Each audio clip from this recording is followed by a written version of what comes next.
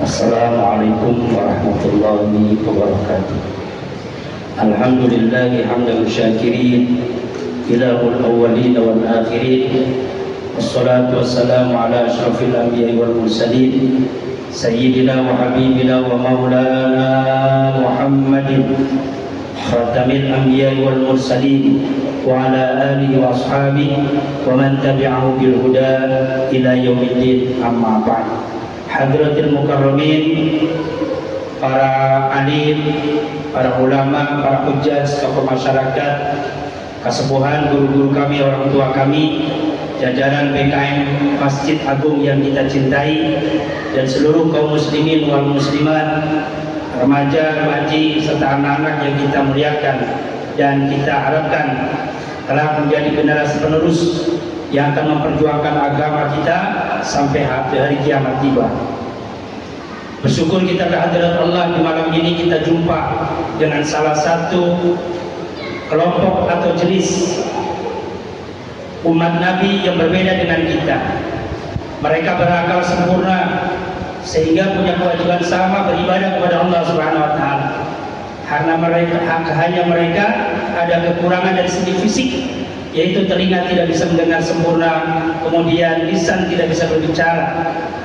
Oleh karena itu jamaah dirahmati Allah, karena ini tanggung jawab kita sebagai manusia yang normal untuk memikirkan bagaimana caranya agar agama sampai kepada mereka. Baginda Nabi sallallahu alaihi wasallam sabdakan, al-mughzi la yuqbalullahu ta'ala hasanatan min hasanatihi walau soma dahran waqtaqar riqab bal huwa awal man yadkhulun nar. Orang yang membiarkan mereka yang kelak akan binasa di neraka karena tidak ada agama, padahal mereka berakal sempurna, maka golongan kelompok manusia semacam ini disebut al-mughzi, orang yang kelak menyakiti mereka. Apa akibatnya ketika kita tidak peduli? La yuqbalullahu ta'ala hasanatan min hasanatihi, maka amal-amal kita semua tidak akan diterima oleh Allah Subhanahu wa taala.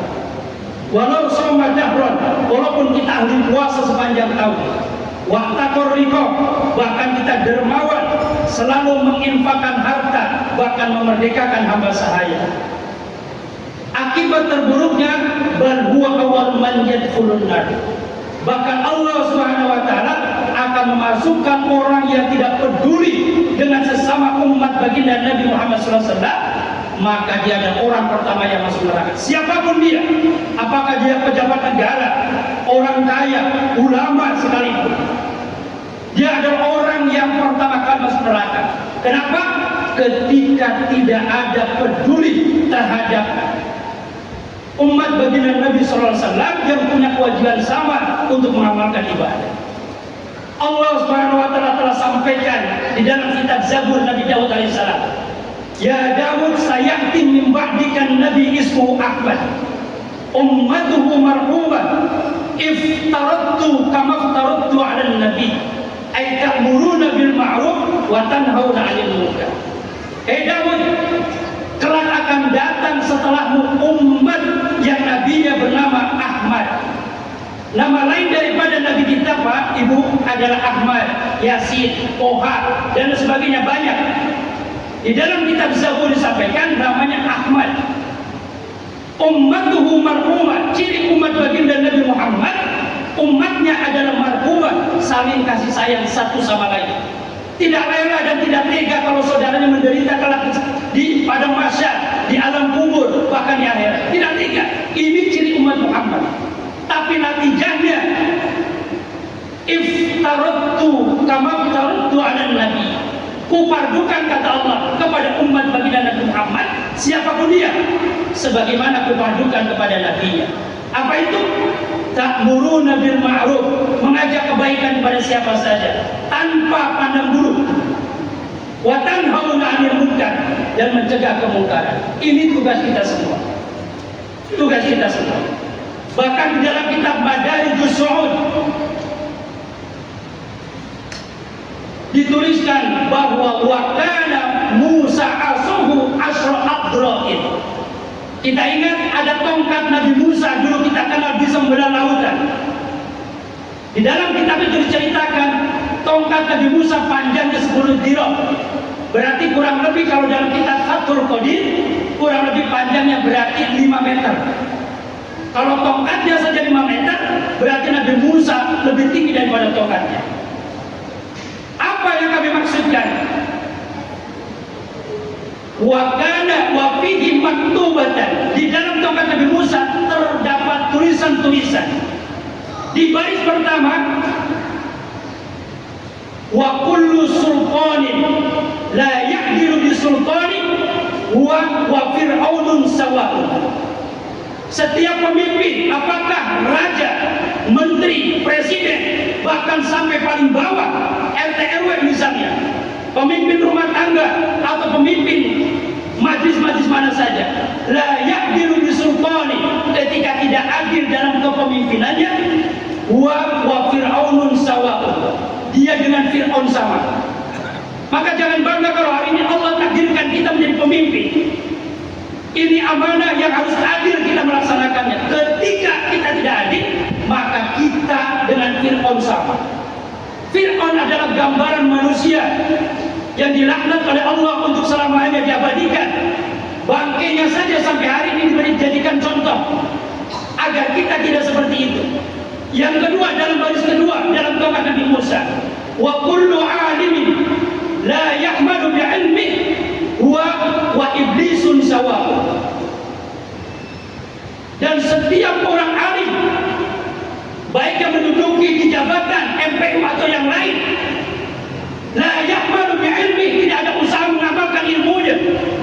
Ilmunya diamalkan untuk pribadinya, tidak disampaikan kepada yang lainnya. Wa iblisun sawa'un, dia dengan iblis sama. Maka apa yang mau dibanggakan dengan sifat seperti itu? Iblis adalah gambaran makhluk Allah yang menguasai dan hafal seluruh firman-firman Allah. Zabur, Taurat, Injil, Al-Quran, suhuf-suhuf, iblis dihafal. Apa iblis semua? Tapi ilmunya tidak ada usaha untuk diamalkan, bahkan khianat kepada Allah. Maka iblis digambarkan makhluk yang akan sengsara selama-lamanya. Yang ketiga, dalam baris ketiga, wa kullu ghaniyyin la yanfa'u bimali huwa wa qawlun sawa'un. Setiap orang kaya yang kekayaannya berlimpah ruah, tetapi kekayaannya itu hanya bermanfaat untuk dirinya, keluarganya, kelompoknya, sementara banyak orang fakir miskin yang menderita, banyak orang yang tidak terbantu. Maka orang kaya seperti itu dengan Qarun sama. Qarun adalah orang kaya hidup zaman Nabi Musa. Kekayaan yang menyebabkan dia jauh dengan Allah, sehingga Qarun ditenggelamkan di dasar bumi beserta harta bendanya. Maka jangan bangga pula kita menjadi orang kaya ketika kekayaan kita tidak bermanfaat untuk umat. Terakhir, wa kullu fakirin la yasbiru bi faqri wa qalbun sawa'un. Orang fakir yang banyak mengeluh, yang tidak sabar atas kefakirannya, dia tidak terima, selalu mengeluh, maka orang fakir yang tidak sabar seperti ini, dia dengan anjing sama. Maknanya setiap diri kita dalam posisi apa saja berakibat buruk jika tidak kemudian disandarkan kepada Allah Subhanahu wa taala. Maka pentingnya perkara ini, Pak. Siapapun diri kita hari ini berisiko. Jadi pejabat berisiko, jadi orang alim berisiko, jadi orang kaya berisiko, bahkan jadi orang fakir berisiko. Bagaimana agar tidak berisiko? La amna illa bil iman. Tidak akan pernah terjadi kesejahteraan, kesuksesan, ketenangan illa bil iman, kecuali dengan iman yang sempurna. Wala imana illa bil ilmi. Iman tidak akan pernah didapat kecuali dengan kita usaha mencari ilmunya. Wala ilma illa khuruji fi sabilillah. Dan ilmu tidak akan didapat kalau kita diam saja di rumah. Ilmu akan didapat ketika kita keluar di jalan Allah Subhanahu wa taala. Maka pentingnya perkara ini, Pak, mari kita sama. Saudara kita yang tadi tunarungu, kita ajak bersama. Jangan merasa malu, jangan merasa ini kehinaan. Ini adalah tanggung jawab kita yang harus kita sampaikan agama kepada mereka. Maka sekali lagi kami mengundang seluruh stakeholder yang ada di bilan ini, apakah pejabat atau orang kaya, atau orang miskin atau orang alim, agar agar memikirkan sama. Insya Allah kami akan mengadakan pertemuan di Islamic Center Lok Sumawe tanggal 8 hari Ahad. Mudah-mudahan tunarungu yang ada di sini bisa disertakan di sana. Minimal seumur hidup dia pernah bersyahadat kepada Allah Subhanahu wa taala, mengenal siapa Allah, mengenal siapa nabinya, mengenal siapa apa agamanya. Karena ini fakta di lapangan, Pak. Kemarin kami berada di pesantren besar di Lok Sumawe, Pondok Pesantren Darul Huda. Abi Walidi menyaksikan di depan kita ada satu wanita tunarungu yang ikut sholat tarawih berjamaah bersama kami. Setelah semuanya pergi, ibu-ibu, dia tidak mau pergi karena memang memperhatikan dakwah daripada tunarungu yang kami sampaikan di depan podium.